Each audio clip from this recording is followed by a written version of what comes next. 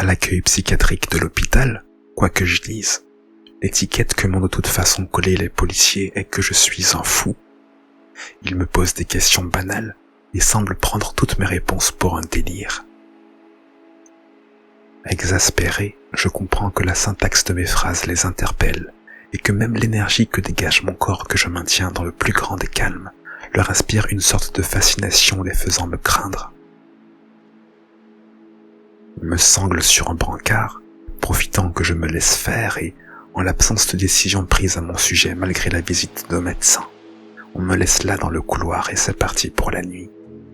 À la situation trempée que vit un compagnon de couloir, je comprends qu'ils n'ont même pas l'intention de nous détacher pour les besoins naturels, et une infirmière qui passe m'explique que ce sont les usages. Vers minuit, les contours du couloir, violemment éclairés de lampes blanches, s'estompent et je glisse dans une sorte de torpeur durant laquelle le couloir se vide peu à peu de personnes debout qui y font des allées et venues. Il est 3 heures du matin. Je me détache de mon brancard et après être allé uriner, je me glisse hors de l'hôpital. Il me semble que le RER n'est pas très loin, mais il n'est pas encore l'heure. Je n'ai pas de ticket et il m'est avis de ne pas m'attarder dans les parages. Je ne tiens pas en place. J'ai gardé dans ma poche les 2 aimants en forme de clous qui verrouillaient les sangles qui retenaient mes poignets.